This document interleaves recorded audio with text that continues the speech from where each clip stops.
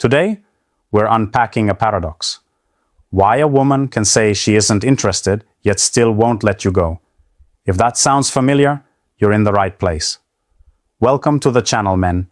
This is where we turn confusing behavior into clear steps you can use in real life daily.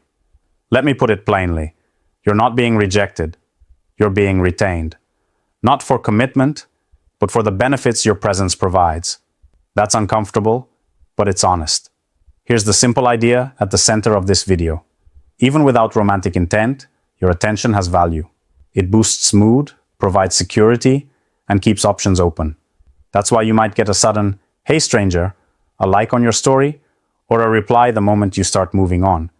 It's not magic, it's incentives. When attention is free and steady, people keep it around.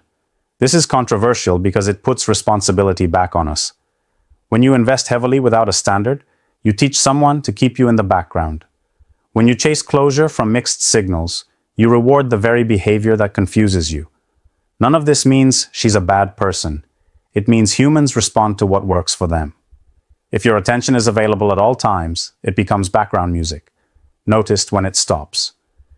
In this video, I'll teach you how to spot the loop, hold your frame, and decide, calmly, whether to continue, slow down, or bow out.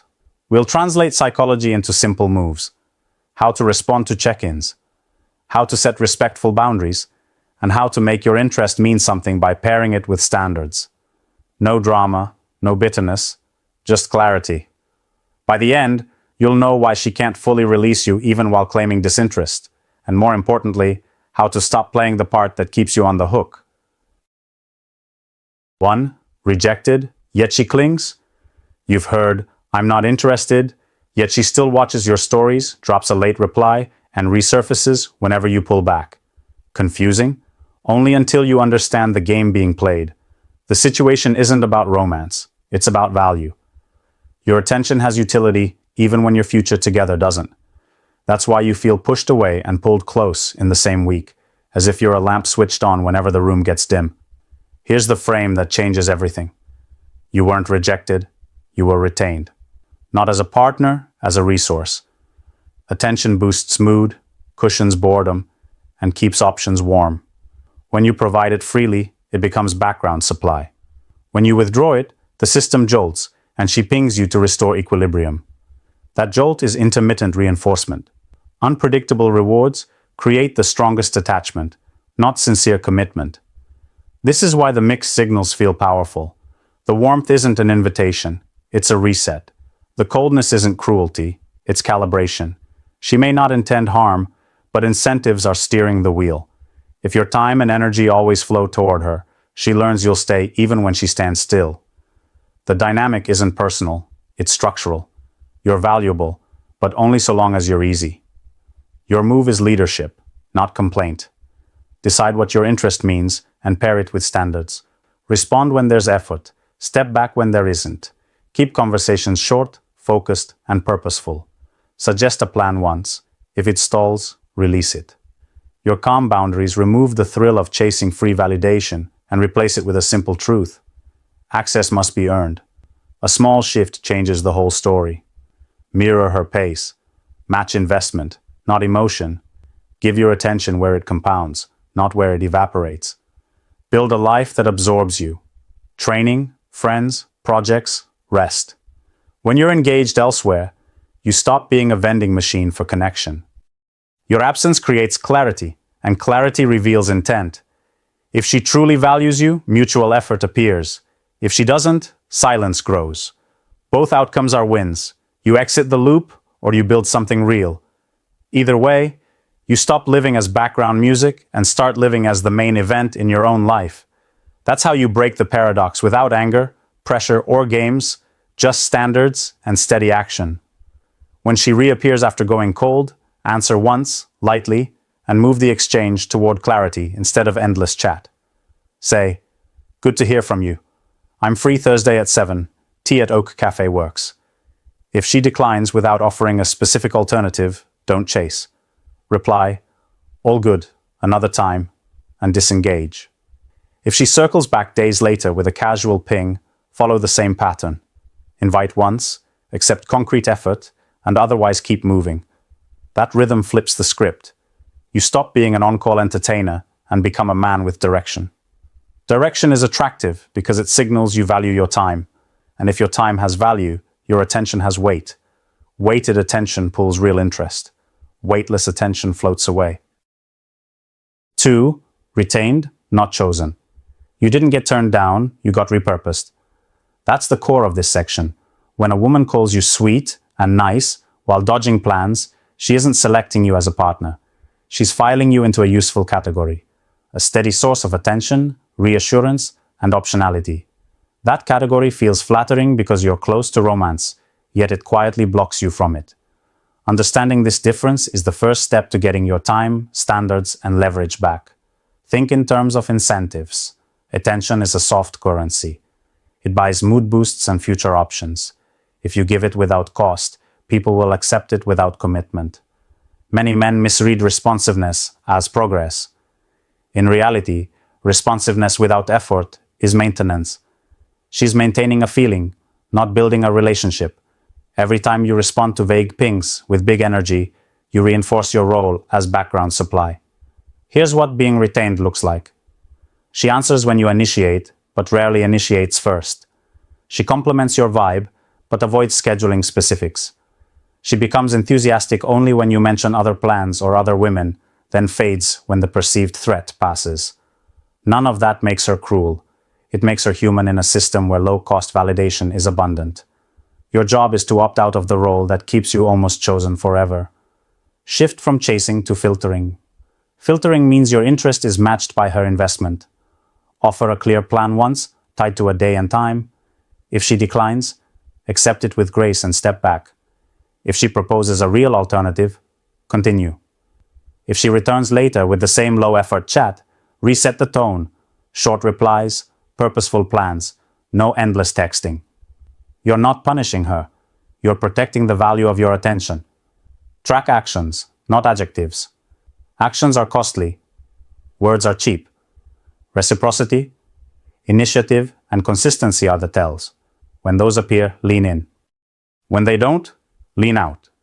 Maintain a life that absorbs your focus, training, craft, friendships, so your attention is scarce and meaningful. Scarcity clarifies desire.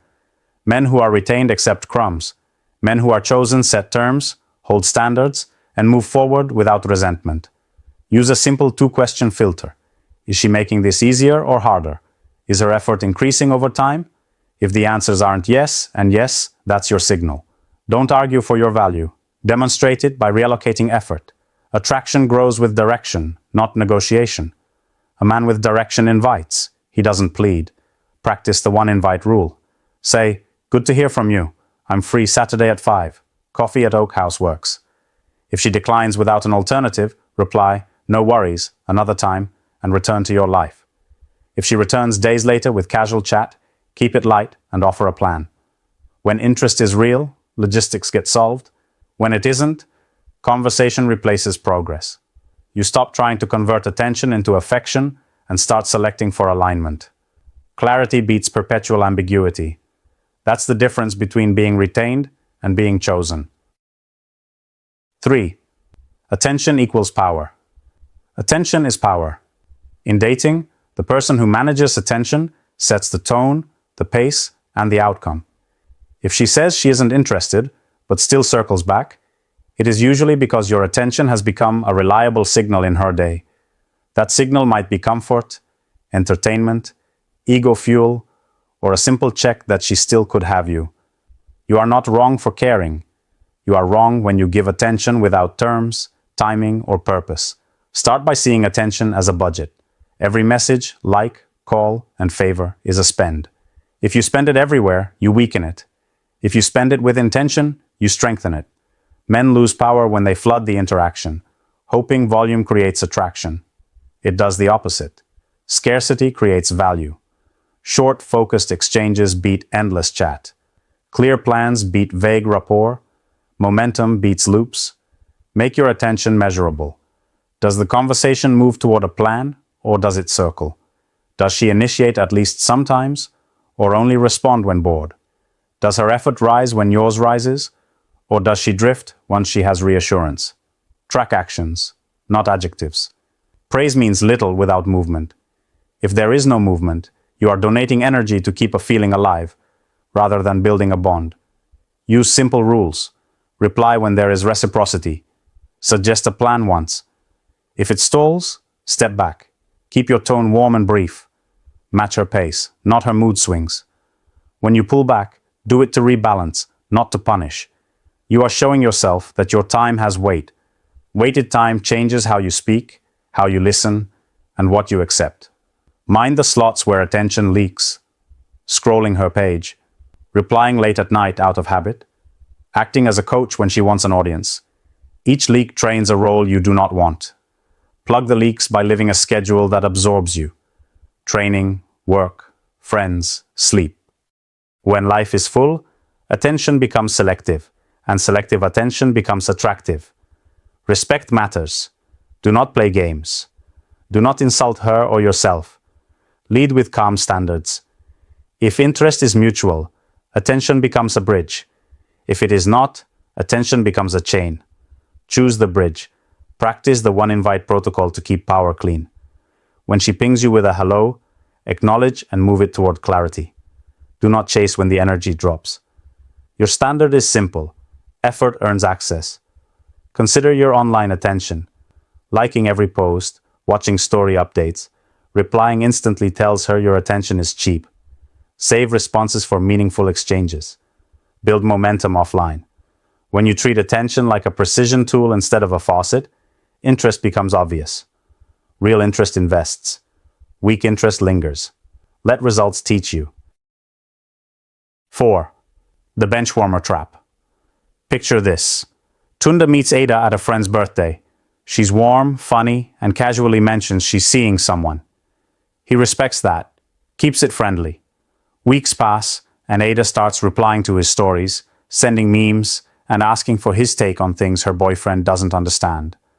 She never suggests meeting one-on-one, but she never disappears either. Tunda thinks he's building something. In reality, he's on the bench, close to the court, never in the game. That is the benchwarmer trap. You feel chosen because you receive attention. You are actually retained because you provide attention. Ada gets perspective, entertainment, and ego comfort. Tunda gets hope. The loop is stable because it costs her little and costs him a lot. She is in a relationship, so she protects the line publicly while keeping a private channel warm. He plays along because the warmth feels like progress, and the scarcity of it makes it feel precious. Here's the honest read. Ada may not be malicious. She might genuinely enjoy Tunde's mind and still choose her partner. But incentives can be selfish without being evil. If Tunde keeps donating energy, he will keep the role. Bench warmers don't lose because they are unworthy. They lose because they accept a structure that cannot produce a win. How does a man step out of it without drama? First, he names the pattern calmly, to himself. I'm being managed as background attention. Second, he sets a standard for engagement. If the situation is friendly, it stays friendly. If there's interest, it shows up as a plan. Third, he redirects energy into his own life so his attention carries weight. Training, work, faith, friends, sleep, these crowd out the urge to check his phone for validation. When Ada pings, he responds like a leader. He keeps it brief, respectful, and clear. If she hints at one-on-one time, he proposes a specific plan once, on a neutral, appropriate timeline, never sneaking around. If she declines or the plan drifts, he releases it without complaint. No worries, another time. He refuses secret intimacy, gray zone flirting, and emotional labor that belongs inside her relationship. That boundary honors her partner, protects his conscience, and raises his value. A final test seals the lesson. If Ada truly values Tunda beyond comfort, she will either step back to respect her relationship or become single and initiate something real. If not, the channel fades. Either outcome frees him. The bench only holds the men who sit down. Remember, identity drives behavior. When Tunda sees himself as a man with options and purpose, he no longer negotiates for crumbs.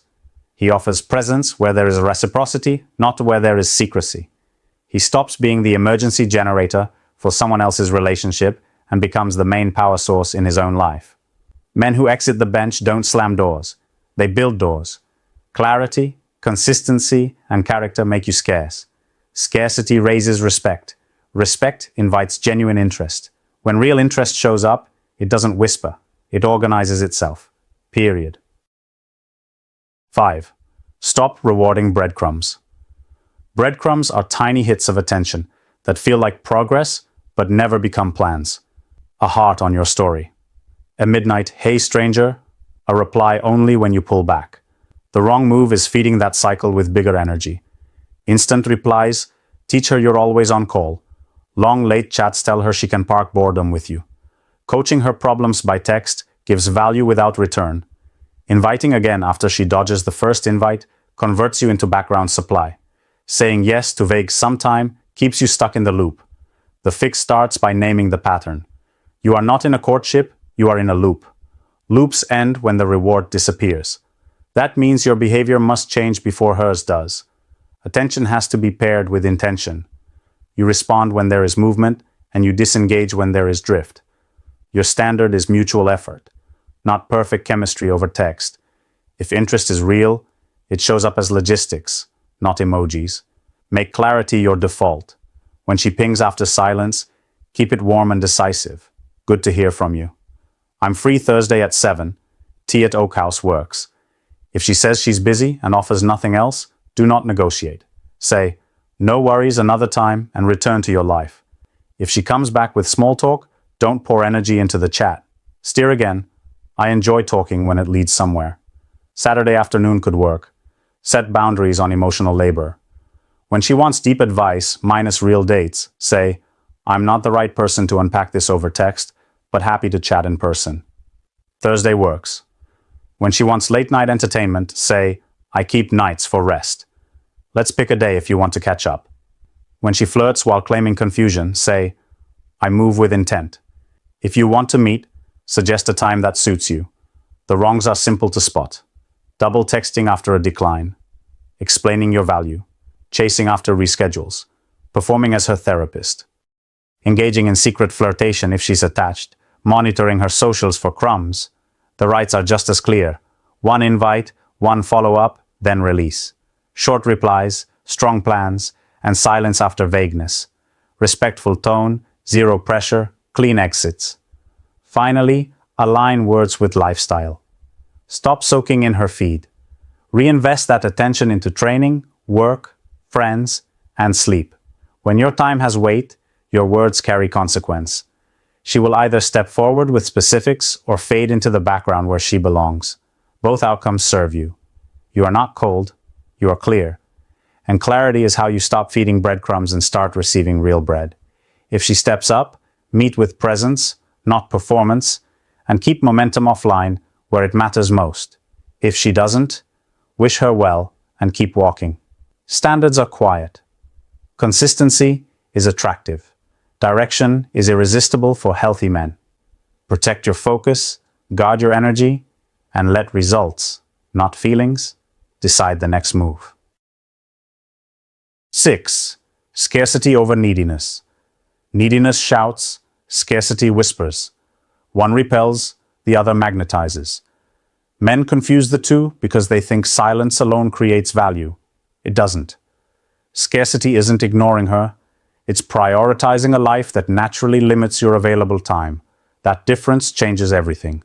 When your schedule, mission, and standards allocate your attention, each response lands with weight.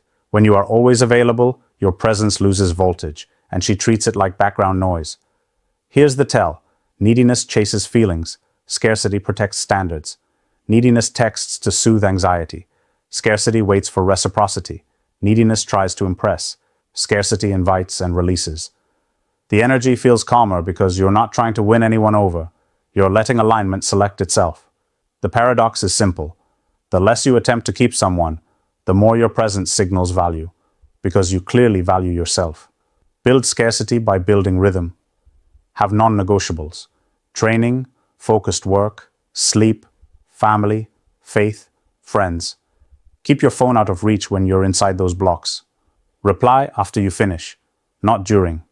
You're not playing hard to get. You're hard to interrupt. That one habit upgrades your tone. You become concise, decisive, and unbothered. People hear it between the words. Then make your interest directional. When she pings, don't re-enter endless banter. Move it toward a plan. Good to hear from you. I'm free Thursday at 7, tea at Oak House works. If she declines without a specific alternative, you don't resell yourself. No worries. Another time. Return to your life. Scarcity isn't ice. It's boundaries warmed by respect. Audit your signals. Overliking posts, hovering in DMs, reacting to every story all say the same thing. I have time.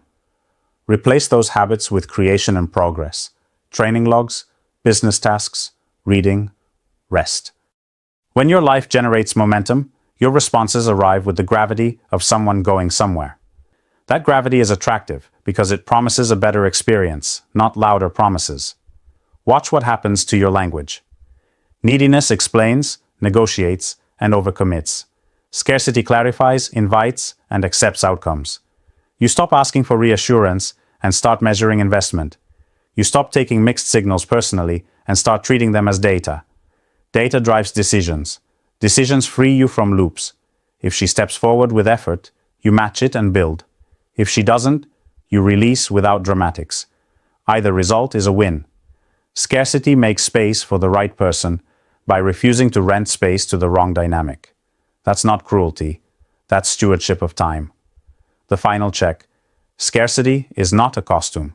If it's an act, your messages will leak anxious energy and undercut the frame. Let it be real. Make your calendar reflect your priorities. Lead with purpose, keep invitations simple, and let silence do its quiet work. You won't need to chase. You'll be chosen by the ones who value what you actually live. Choose depth over noise, momentum over monitoring, clarity over clever lines. When your attention is earned, not spilled, attraction stabilizes. Scarcity isn't about withholding, it's about directing energy where it multiplies. Quickly. 7. Walk away, keep power. There is a turning point every man meets. The moment you stop trying to convince someone and start acting like a man with places to be. Walking away is not punishment. It is proof that your standards are real. When interest is vague, when plans never land, when your messages are answered only when she is bored, your value is not seen through more effort. It is seen through space. Space clarifies. Space tests desire. Space returns your attention to you. The first shift is internal. Decide what you want, then measure what you are getting. If the pattern is warmth without movement, you're in a loop. Loops break when you stop supplying the fuel. That fuel is your constant availability, your need to explain, your habit of turning crumbs into a meal. Replace those with calm decisions. Reply less, invite once, and then step back. Your silence becomes a statement. I will not buy my worth with effort. Exiting well is a skill. You do not ghost, you guide. Keep it clean, short, and respectful. When she checks in after weeks of drift, say, "Good to hear from you. I'm focused this month. If you want to catch up, Thursday at 7 works." If she sidesteps again, end the thread gracefully. All good. Let's skip for now. That second line is the door closing without noise. You avoided blame. You protected dignity. You made a choice. Walking away reorganizes your life. The energy you were spending on checking, waiting, and decoding goes into training, work, creation, and rest. Your days get heavier. Heavier days produce lighter texting, better conversation, and stronger presence. You feel less shaky because your time now has weight. People feel that weight. Attraction respects direction more than speeches ever could. The fear, of course, is losing her. But if she wanted the role you offered, there would be effort, not only emotion. Real interest solves logistics. It does not need reminders forever. When you step back and the line goes quiet, accept the data. You did not lose a person. You lost a loop. That is not a setback. It is relief disguised as silence. Sometimes walking away brings her forward. Sometimes it brings you forward. Both outcomes are wins when you are acting from standards. If she reaches out with specific plans, you can re-engage without ego because she met the bar. If she does not, you do not shrink. You build. You meet new people, pursue work, and protect your nights. Your calendar becomes your frame. Remember this final rule. Leaving is not drama, it is design. You are designing a life where access to you is earned by reciprocity and consistency. That life pulls the right people in and filters the wrong dynamics out. When you walk away, you are not closing a door on love. You are opening the door to self-respect. And self-respect is where real attraction begins. Clarity replaces confusion. Progress replaces perpetual waiting. Here's your takeaway. Stop confusing attention with progress. If she won't meet you with clear effort, you're being retained, not chosen. Lead with standards. One invitation, brief follow-ups, then space. Protect your time with a full life so your presence has weight. Answer respectfully, steer toward plans, and release loops that stall. When you act from purpose, the right connections move forward and the wrong dynamics fade without drama. Walking away isn't spite, it's design. Choose clarity over debates, reciprocity over reassurance, momentum over monitoring. That shift restores your power and makes you the chooser. Calm, focused, and unavailable to breadcrumbs forever.